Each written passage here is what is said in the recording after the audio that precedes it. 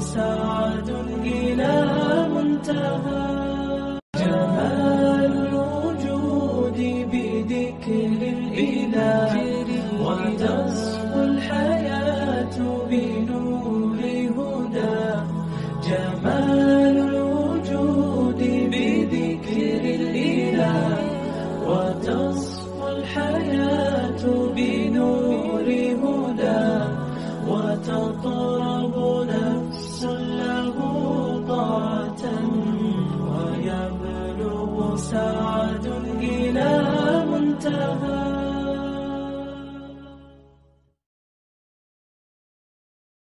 الحمد لله رب العالمين والصلاة والسلام على رسوله الأمين وعلى آله وأصحابه ومن تبعهم بإحسان إلى يوم الدين. بالله من الشيطان الرجيم. بسم الله الرحمن الرحيم. إذا جاء نصر الله والفتح ورأيت الناس يدخلون في دين الله أفواجا فسبح بحمد ربك واستغفره إنه كان توابا.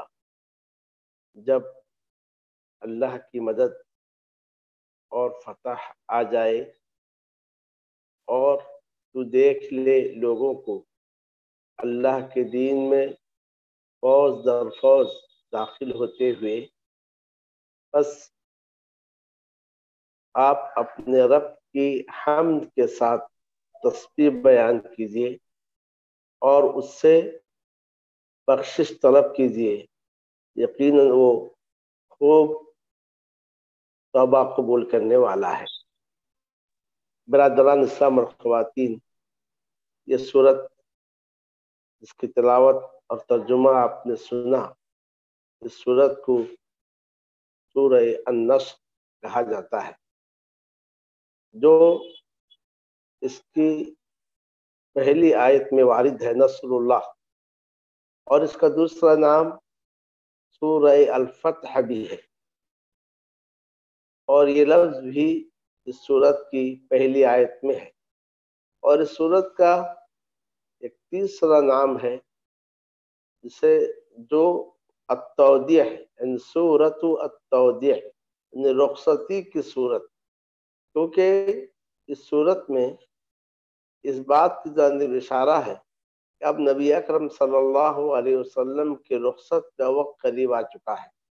اب نبی اکرم صلی اللہ علیہ وسلم کا دنیا سے جانے کا وقت قریب آ چکا ہے، اور تودیع کہتے ہیں رخصت کرنے کو، اس لیے اس سورت کا ایک اور نام ہے سورۃ التودیع. گویا اس سورت کے تین نام ہوئے، سورہ النصر، سورہ الفتح اور سورہ التودیع. یہ سورت مدنی ہے. مدنی کا مطلب یہ ہے کہ یہ سورت ہجرت کے بعد نازل ہوئی ہے. سورتوں کو جو مکی اور مدنی لحاظ سے تقسیم کیا جاتا ہے، اس کا ضابطہ یہ ہے کہ ہجرت سے پہلے جو سورتیں نازل ہوئی ہیں انہیں مکی کہا جاتا ہے، چاہے مکے میں نازل ہو یا کسی اور جگہ نازل ہو. اور ہجرت کے بعد جو سورتیں نازل ہوئی ہیں انہیں مدنی کہا جاتا ہے، چاہے وہ مدینے میں نازل ہو یا کسی اور جگہ نازل ہو. یہ سورت گرچہ مکے میں نازل ہوئی ہے، یعنی نبی اکرم صلی اللہ علیہ وسلم حجۃ الوداع کے موقع پر جب مکہ آئے تھے اور مینا میں یعنی جمرات کی رمی کے بعد، عرفات سے مزدلفہ سے واپسی کے بعد جب جمرات کی رمی کر کے آپ مینا میں تھے، تو اس وقت جو ہے ایام مینا میں یہ سورت نازل ہوئی ہے. وہ یہ سورت مکے میں نازل ہوئی ہے، لیکن سورت کو مدنی اس لیے کہا جاتا ہے کیونکہ یہ سورت ہجرت کے بعد نازل ہوئی ہے. تو یہیں سے ایک ضابطہ جو ہمیں سمجھ میں آ رہا ہے وہ یہ ہے کہ جو سورتیں ہجرت سے پہلے نازل ہوئی ہیں انہیں مکی سورت کہا جائے گا، اور جو سورتیں ہجرت کے بعد نازل ہوئی ہیں انہیں مدنی سورت کہا جائے گا. اور اس سورت کے تعلق سے ایک اور اہم بات یہ ہے کہ مکمل سورت کے لحاظ سے یہ آخری سورت ہے جو نازل ہوئی ہے. یعنی سب سے پہلی جو آیتیں نازل ہوئی ہیں وہ سورہ اقرا کی ابتدائی آیتیں، اور سب سے آخری آیت جو نازل ہوئی ہے وہ سورہ بقرہ کی آیت ہے وَاتَّقُوا يَوْمًا تُرْجَعُونَ فِيهِ إِلَى اللَّهِ ثُمَّ تُوَفَّى كُلُّ نَفْسٍ بِمَا كَسَبَتْ وَهُمْ لَا يُظْلَمُونَ. لیکن مکمل صورت کے اعتبار سے یہ آخری صورت ہے جو نازل ہوئی ہے. اس کے بعد آیتیں تو نازل ہوئی ہیں لیکن مکمل کوئی صورت نازل نہیں ہوئی ہے. تو مکمل صورت کے لحاظ سے یہ آخری سورہ ہے جو آپ صلی اللہ علیہ وسلم پر نازل ہوئی ہے. تو ان ابتدائی باتوں کے بعد اب آئیے ہم اس صورت کو سمجھنے کی کوشش کریں. قبل اس کے کہ ہم اس صورت کی مختصر تشریح کریں، آپ بھی جان لیں کہ اس صورت میں نبی اکرم صلی اللہ علیہ وسلم کے لیے خوشخبری بھی ہے اور نبی اکرم صلی اللہ علیہ وسلم کے لیے حکم بھی ہے. 3 خوشخبریاں ہیں، 3 حکم ہیں، اور ان 3 خوشخبریوں اور ان 3 حکم کے درمیان نبی اکرم صلی اللہ علیہ وسلم کے لیے ایک لطیف سا اشارہ بھی ہے. اب آئیے آپ جاننے کی کوشش کریں وہ 3 خوشخبریاں کیا ہیں، پھر وہ 3 احکام کیا ہیں، اور ان 3 خوشخبریوں اور 3 احکام کے درمیان نبی اکرم صلی اللہ علیہ وسلم کو کس بات کا اشارہ دیا گیا ہے. اللہ رب العالمین نے فرمایا اذا جاء نصر اللہ والفتح، جب اللہ کی مدد اور فتح آ جائے، جب اللہ کی مدد آ جائے اور فتح حاصل ہو، اور آپ دیکھ لیں لوگوں کو داخل ہوتے ہوئے اللہ کے دین میں فوج در فوج. تو گویا اس میں نبی اکرم صلی اللہ علیہ وسلم کو 3 خوشخبریاں دی گئی ہیں. پہلی خوشخبری یہ ہے کہ اللہ کی مدد آنے والی ہے. دوسری خوشخبری یہ ہے کہ فتح ہونے والا ہے، فتح سے مراد مکہ فتح ہونے والا ہے. اور تیسری خوشخبری یہ ہے کہ لوگ جو اکا دکا اسلام میں داخل ہو رہے تھے اب مکہ فتح ہونے کے بعد جوک در جوک فوج در فوج اسلام میں داخل ہوگی. گویا ان دونوں آیتوں میں پیارے نبی صلی اللہ علیہ وسلم کو 3 باتوں کی خوشخبری دی گئی ہے. تو پہلی بات یہ ہے کہ اللہ کی مدد آنے والی ہے، اللہ تعالیٰ کی نصرت آنے والی ہے. اور دوسری چیز یہ ہے کہ مکہ فتح ہونے والا ہے. مکہ کے تعلق سے آپ جان لیں کہ اللہ عز و جل نے شہر مکہ کو اس روز سے محترم قرار دیا جس روز اللہ عز و جل نے آسمانوں اور زمین کو پیدا کیا ہے. لیکن اللہ تعالیٰ نے آپ صلی اللہ علیہ وسلم کے لیے اس مکے کو چند گھڑیوں کے لیے حلال کیا. تو اس کے تعلق سے حدیث شریف میں ہے نبی اکرم صلی اللہ علیہ وسلم نے فرمایا کہ اللہ تعالیٰ نے اس مکے کو میرے لیے چند گھڑیوں کے لیے حلال کیا ہے، اور اس کے بعد اس کی حرمت ویسے ہی لوٹ گئی جیسا کہ پہلے سے وہ شہر محترم تھا. اب اگر کوئی شخص مکے کو حلال کرنے کی کوشش کرے، حرم کو حلال کرنے کی کوشش کرے اور اس میں لڑائی کرنے کی کوشش کرے اور استدلال کرے کہ نبی اکرم صلی اللہ علیہ وسلم نے مکے میں غزوہ کیا تھا، اس سے کہو کہ اللہ نے اپنے نبی کو اجازت دی تھی، اللہ تعالیٰ نے تمہیں اس کی اجازت نہیں دی ہے. تو مکہ شہر محترم ہے اس روز سے جس روز اللہ عز و جل نے آسمانوں اور زمین کو پیدا کیا، اور تا قیامت یہ شہر محترم رہے گا. یہاں پر قتال کی اجازت نہیں ہے، مگر چند گھڑیوں کے لیے نبی اکرم صلی اللہ علیہ وسلم کے لیے شہر کو حلال کیا گیا تھا، اور اس کے بعد اس کی حرمت ویسے ہی لوٹ گئی جیسا کہ پہلے سے وہ شہر محترم تھا. گویا پہلی بات کہ اللہ کی مدد آنے والی ہے، آپ خوش ہو جائیں. اور دوسری چیز یہ ہے کہ شہر مکہ فتح ہونے والا ہے. بہت سارے قبائل اس انتظار میں تھے کہ اہل مکہ اسلام قبول کر رہے ہیں یا نہیں کر رہے ہیں، کیونکہ مکے میں اللہ کا گھر تھا. یہ وہ اللہ کا گھر تھا کہ جب ابرہہ نے اس گھر کو منہدم کرنا چاہا، اللہ تعالیٰ نے ابرہہ کو اور اس کے لشکر کو نیست و نابود کر دیا تھا. تو لوگ مکہ والوں کو دیکھ رہے تھے، اگر مکہ والے اسلام قبول کر رہے ہیں تو ہم بھی اسلام میں داخل ہوں گے. تو گیا اللہ کی مدد بھی آنے والی ہے اور مکہ بھی فتح ہونے والا ہے. اور آپ جانتے ہیں सन 8 हिजरी में मक्का फतह हुआ है। और तीसरी बात यह है कि जैसे मक्का फतह होगा उसके बाद आप देखेंगे लोग जुग दर जुग, फौज दर फौज इस्लाम में दाखिल होंगे। तो ये इन 3 खुशखबरियों के बाद एक चीज छुपी हुई है। वो कौन सी चीज छुपी हुई है? वो ये है कि अब आप अपने रब से मिलने के लिए तैयार हो जाइए, क्योंकि जिस मकसद के लिए आपको भेजा गया था वो मकसद पूरा हो चुका है। अल्लाह की मदद भी आ गई, मक्का भी फतह हो गया, लोग जुग दर जुग इस्लाम में दाखिल हो गए। तो गया अब इस्लाम का बोलबाला हो चुका, इस्लाम जमीन पर कायम हो चुका है। तो जिस मकसद के लिए आपको भेजा गया था उस मकसद की तकमील हो चुकी है। तो लिहाजा आप अपने रब से मिलने के लिए तैयार हो जाइए। तो रब से मिलने के लिए तैयारी आप कैसे करें? फसब्बिह बिहम्दि रब्बिक वस्तगफिरहु इन्नहु कान तव्वाबा। बस आप अपने रब की तारीफ के साथ, अपने रब के हम्द के साथ पाकी बयान कीजिए। बस आप अपने रब की तारीफ के साथ पाकी बयान कीजिए और उससे बख्शिश तलब कीजिए, बेशक वो खूब तौबा करने वाला है।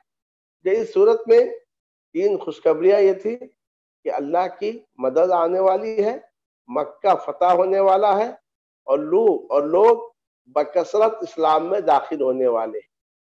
तो इन खुशखबरियों के बाद आपको 3 बातों का हुक्म दिया गया। वो ये है कि आप अल्लाह की तस्बीह बयान करें, पाकी बयान करें, अन सुबहान अल्लाह कहें। आप अल्लाह की तारीफ बयान करें यानी अल्हम्दुलिल्लाह कहें। और आप अल्लाह ताला से इस्तिगफार तलब करें, बख्शिश तलब करें यानी अस्तगफिरुल्लाह कहें। तो भैया इन 3 बातों का आपको इन 3 खुशखबरियों के ज़िम्न में हुक्म दिया गया है। इसलिए उम्मुल मोमिनीन आयशा रज़ियल्लाहु ताला अन्हा फरमाती हैं कि इस सूरत के नाज़िल होने के बाद आप सल्लल्लाहु अलैहि वसल्लम बकसरत ये पढ़ा करते थे, सुब्हानक रब्बना व बिहम्दिक अल्लाहुम्मा ग़फिरली, सुब्हानक रब्बना व बिहम्दिक अल्लाहुम्मा ग़फिरली। इसमें तस्बीह भी है, इसमें हम्द भी है और इसके अंदर इस्तिग़फार भी है। बल्कि आप सल्लल्लाहु अलैहि वसल्लम उठते और बैठते कसरत से इस्तिग़फार फरमाते थे और अपनी नमाजों में यानी अपने रुकू और सजदा की दुआ में भी आप सल्लल्लाहु अलैहि वसल्लम ने इसे शामिल कर लिया था। इन 3 खुशखबरियों और इन 3 हुक्मों के अंदर जो इशारा है वो ये है कि अब आपके मौत का वक्त आ चुका है, या है कि आपकी वफात का वक्त आ चुका है, या है कि दुनिया से आपके रुखसत होने का वक्त करीब आ चुका है। तो आप इसके लिए अब तैयार हो जाइए। तो गया इस सूरत के जरिए से नबी अकरम सल्लल्लाहु अलैहि वसल्लम को इशारा दिया गया कि अब आप दुनिया से रवाना होने वाले हैं, क्योंकि जिस मकसद के लिए आपको भेजा गया था वो मकसद पूरा हो चुका है। इस सूरत के नाज़िल होने के बाद बाद सहाबा के बारे में आता है कि वो रोने लगे थे। जब उनसे पूछा गया कि आप लोग रो क्यों रहे हैं, इसमें तो खुशखबरियां हैं, तो उन्होंने कहा था कि इसमें इशारा है नबी अकरम सल्लल्लाहु अलैहि वसल्लम की वफात का और नबी अकरम सल्लल्लाहु अलैहि वसल्लम की दुनिया से रवाना होने का। तो भैया इस सूरत से सबसे पहली बात जो मालूम हुई वो ये है कि अल्लाह का दीन गालिब होकर रहेगा। हालात बदलते रहते हैं और हालात कभी इस कदर बदलते हैं कि इंसान समझता है कभी दीन मिट जाएगा, अब मुसलमान खत्म हो जाएंगे, अब इस्लाम का खात्मा हो जाएगा, नेस्त नाबूद होगा। नहीं, बल्कि अल्लाह अज़्ज़ा व जल उन लोगों को इस्लाम में दाखिल करता है जो लोग इस्लाम के खिलाफ कमर बस्ता होते हैं या इस्लाम को मिटाने के दर पे होते हैं। तो इससे ये बात मालूम हुई कि इस्लाम का क़यामत बाकी रहेगा, अल्लाह की मदद आकर रहेगी, लेकिन शर्त यह है कि अल्लाह की मदद के जो तकाजे हैं इन तकाजों को मुसलमान पूरा करें। और तकाजा यह है जैसा कि अल्लाह अज़्ज़ा व जल ने दूसरी जगह फरमाया, यअबुदूननी ला युशरिकून बि शैया, तो मेरी इबादत करें और मेरे साथ किसी चीज को शरीक न कराएं। तो भैया तौहीद पर कायम रहना और शिर्क से इज्तनाब करना, یہ اللہ عز و جل کی مدد اور اس کی نصرت کا باعث ہے۔ اور اسی طریقے سے اللہ عز و جل کی مدد اور نصرت کے لیے دوسری چیز یہ ہے، اللہ رب العالمین نے فرمایا ان تنصروا اللہ ینصرکم ویثبت اقدامکم، اگر تم اللہ کی مدد کرو اللہ تمہاری مدد کرے گا اور تمہارے پاؤں کو جما دے گا۔ تو اللہ کی مدد کا مطلب یہ ہے اللہ کے دین کی مدد ہے، اللہ تعالیٰ کے اوامر کی حفاظت ہے، اللہ تعالیٰ کے نواہی سے بچنا ہے۔ وہ مسلمان جب اللہ کے دین پر عمل کریں گے اور کتاب اللہ اور سنت رسول اللہ پر کاربند ہوں گے تو پھر اللہ عز و جل کی مدد آئے گی۔ اور اس کے ساتھ دوسری چیز جو اس صورت سے معلوم ہوئی کہ نعمتوں کا شکر بجا لانے کا بہترین طریقہ یہ ہے کہ اللہ عز و جل کا ذکر کیا جائے، اس کی تسبیح بیان کی جائے، اس کے حمد اور اس کی تعریف بیان کی جائے اور اس سے مغفرت طلب کی جائے اور اس سے بخشش طلب کی جائے۔ وہ پہلی بات یہ معلوم ہوئی کہ یہ دین غالب ہو کر رہے گا، حالات کتنے بھی نامساعد کیوں نہ ہو لیکن یہ دین غالب ہو کر رہے گا اور اللہ کی مدد آ کر رہے گی، بشرطے کہ مسلمان دین کے تقاضوں کو پورا کرے۔ اور دوسری بات معلوم ہوئی کہ نعمتوں کا شکر بجا لانی چاہیے، اور نعمتوں کا شکر بجا لانے کا بہترین طریقہ یہ ہے کہ اللہ تعالیٰ کی پاکی بیان کی جائے، اس کی حمد اور تعریف بیان کی جائے اور کثرت سے اس سے استغفار کیا جائے۔ اور تیسری بات یہ معلوم ہوئی کہ انسان کو چاہیے یوں تو زندگی بھر اللہ کی تسبیح، تحمید اور استغفار کرے، لیکن اپنے آخری عمر میں کثرت سے تسبیح، تحمید اور استغفار کرتے رہنی چاہیے۔ جب انسان کثرت سے تسبیح، تحمید اور استغفار کرتا رہے گا سے اس کے گناہ بھی دھل جاتے ہیں۔ اور اس کے بعد یہاں پر تسبیح اور تحمید دونوں کا ذکر کیا گیا۔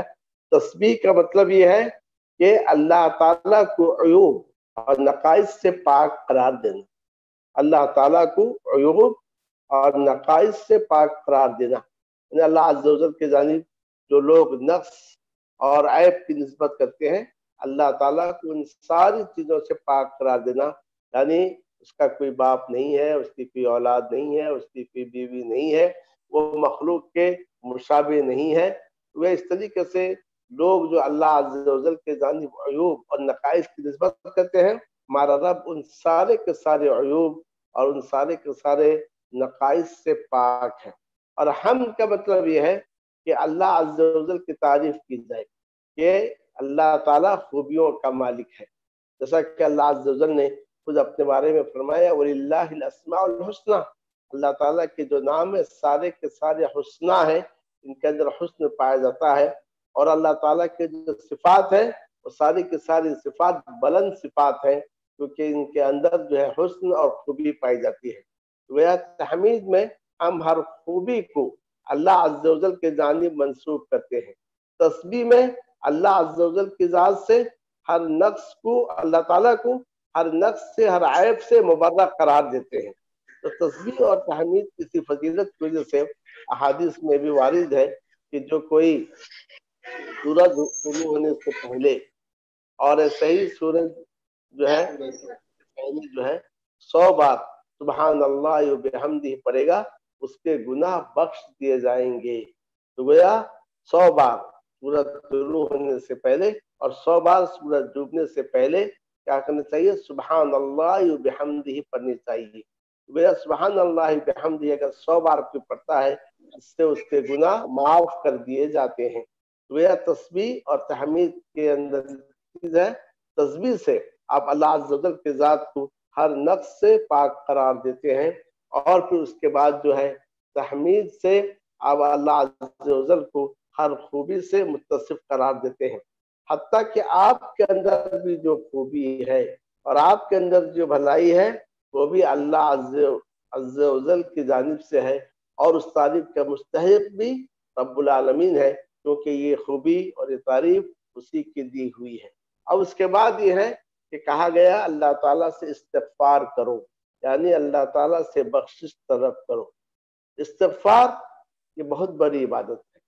انسان جب استغفار کرتا ہے تو اس استغفار کے ذریعے سے اپنے آپ کو اپنے رب کے سامنے ذلیل بنا کر پیش کرتا ہے، انتہائی ذلت اور انتہائی عاجزی کا اظہار کرتا ہے، اور انتہائی مسکینی کا اظہار کرتا ہے، اور پھر اپنے گناہوں کو یاد کرتا ہے یا کہ اپنی تقصیر کو یاد کرتا ہے، اور پھر اللہ تعالیٰ سے معافی طلب کرتا ہے۔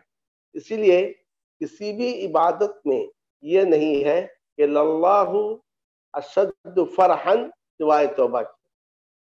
بہت ساری عبادتوں کے فضائل ہیں، لیکن اشد فرحن کہ اللہ تعالیٰ بہت زیادہ خوش ہوتا ہے، اس کا تعلق صرف توبہ سے ہے، کیونکہ توبہ کے اندر انتہائی درجے کی ذلت ہے اللہ عز و جل کے سامنے، انتہا درجے کی عاجزی کا اظہار ہے۔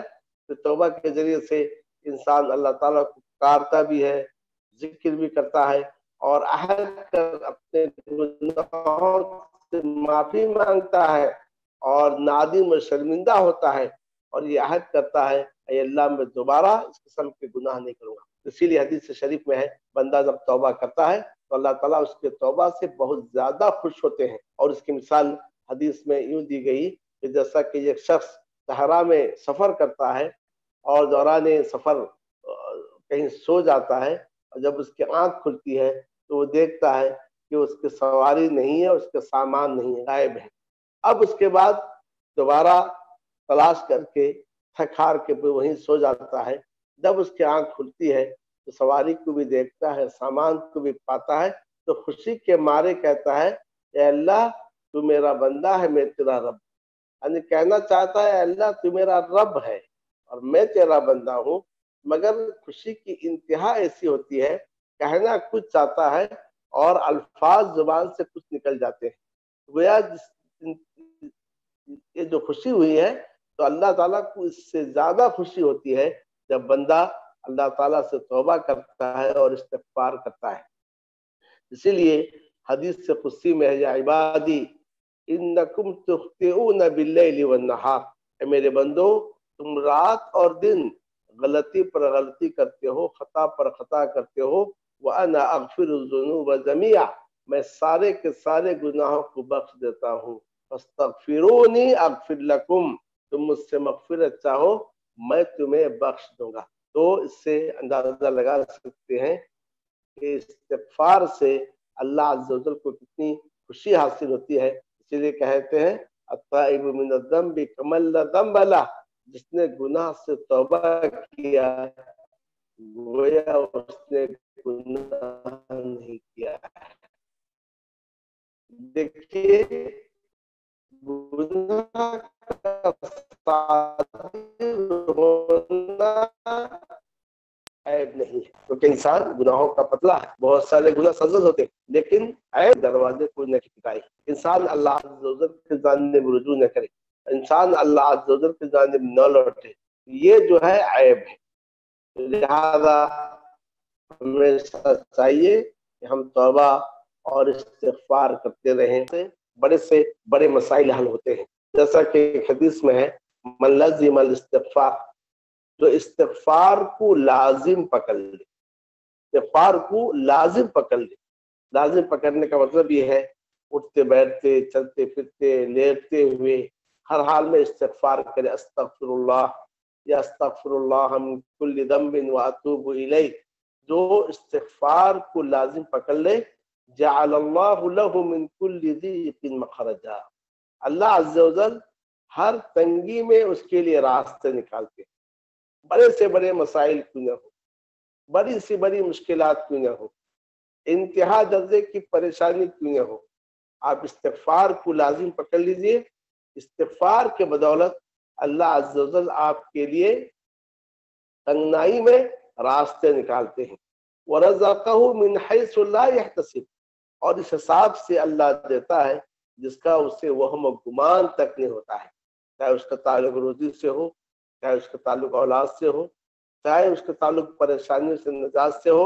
جب انسان استغفار کو کثرت سے لازم کر لیتا ہے، کثرت سے استغفار کرتا ہے، تو اس کی پریشانیاں، اس کی مشکلات بھی دور ہوتی ہیں اور اس کو بے حساب نوازشات ملتی ہیں، بے حساب انعامات سے اللہ تعالیٰ اسے سرفراز کرتا ہے۔ حسن بصری رحمہ اللہ ایک جلیل قدر تابعی گزرے۔ حسن بصری رحمہ اللہ کے پاس ایک شخص آیا اور اس نے کہا امام مجھ پر قرض کا بوجھ ہے اور اس قرض کی وجہ سے میں لوگوں سے منہ چھپا کر بھاگ رہا ہوں، کچھ حل نکالیے کہ میرا قرض ادا ہو جائے۔ امام حسن بصری رحمہ اللہ نے ان سے کہا کہ تم کثرت سے توبہ اور استغفار کرو۔ چلا گیا۔ دوسرا ایک شخص آیا، کہا ہمارے یہاں قحط سالی ہے، جانور ہلاک ہو رہے ہیں، لوگ پریشان ہیں، تو کچھ حل نکالیے۔ کہا کثرت سے توبہ استغفار کرو، اکثر من الاستغفار۔ وہ چلا گیا۔ تیسرا ایک شخص آیا، اس نے کہا مجھے شادی کی ہوئے بہت دن گزر گئے، ابھی تک کوئی اولاد نہیں ہو رہی ہے، لوگ تانے دے رہے ہیں، تو اس بانجھ پن کا علاج کیا ہے کہ میری بیوی بانجھ ہے۔ کہا کثرت سے توبہ اور استغفار کرو۔ یہ ایک شخص جو ان تینوں کے سوالات کو اور ان پر امام حسن بصری رحمہ اللہ کے جواب کو سنا تھا، اس نے امام حسن بصری رحمہ اللہ سے پوچھا کہ آپ بتائیے کہ تینوں کے الگ الگ مسائل تھے، تینوں کی الگ الگ مشکلات تھیں، لیکن آپ نے ان تینوں کو ایک ہی حل بتایا کہ کثرت سے توبہ اور استغفار کرو۔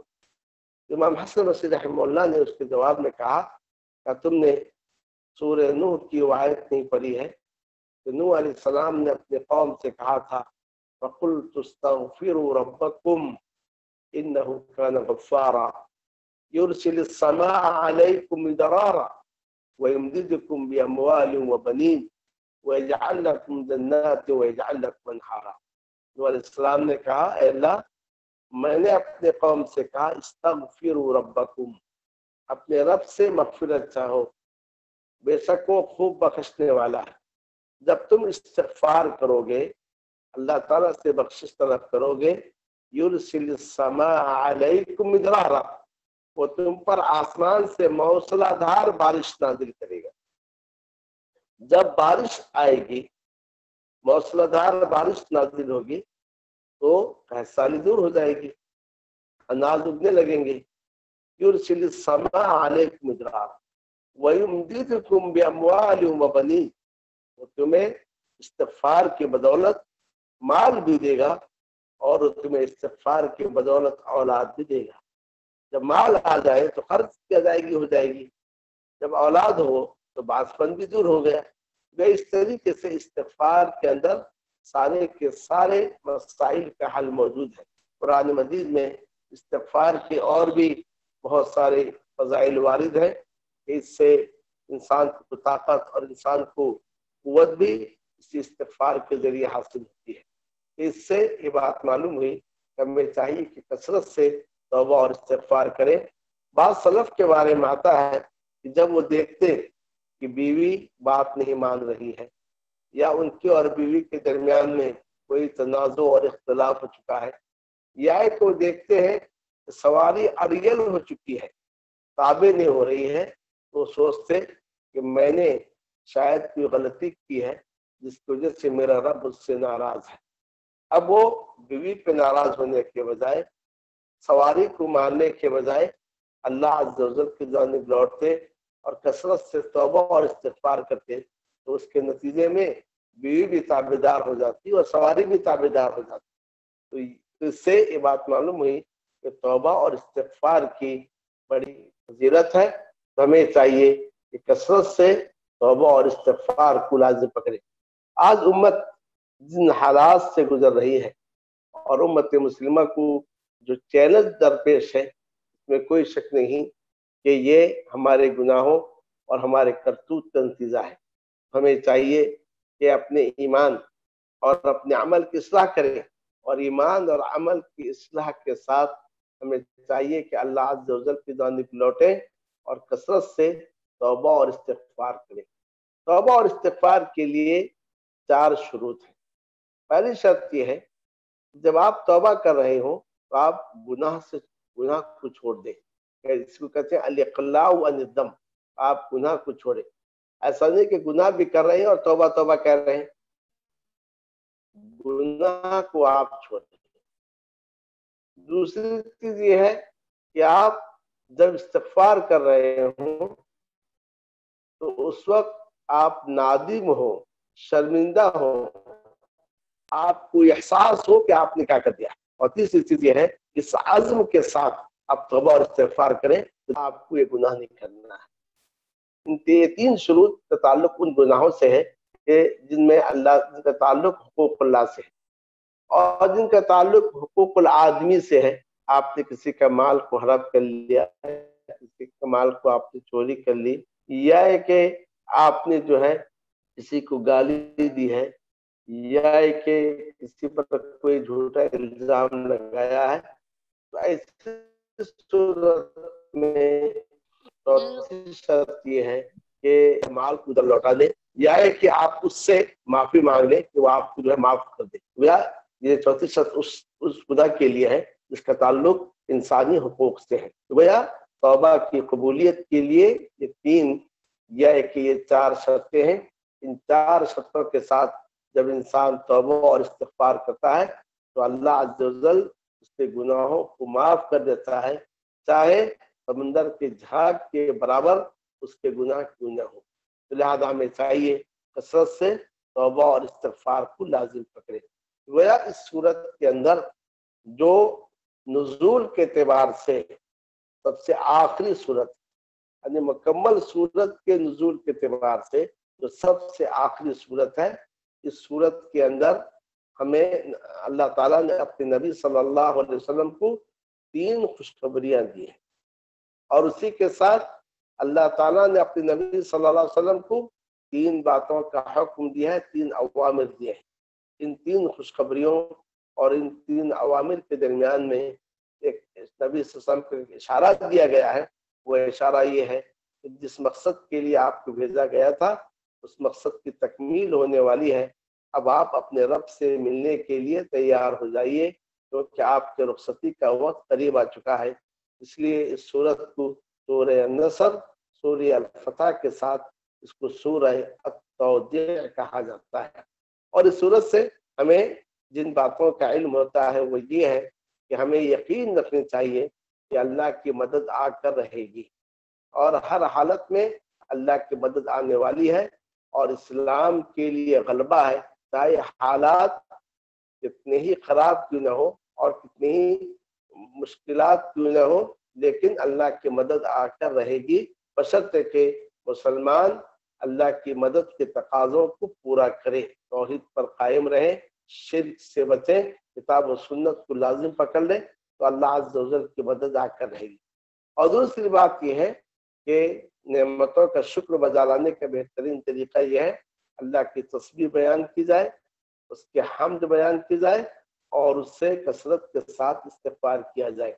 नबी अकरम सल्लल्लाहु अलैहि वसल्लम जिनके अगले पिछले गुनाह को अल्लाह ने माफ कर दिए थे, आप सल्लल्लाहु अलैहि वसल्लम एक मजलिस में 70 से ज्यादा मरतबा तौबा और इस्तिग़फ़ार करते थे। इससे अंदाजा लगा सकते हैं कि तौबा और इस्तिग़फ़ार की किस कदर फजीलत।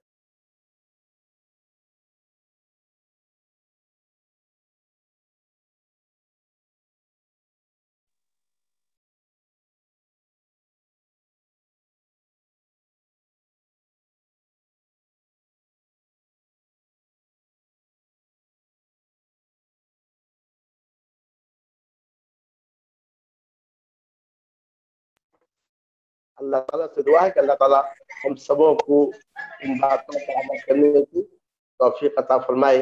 सल्लल्लाहु तआला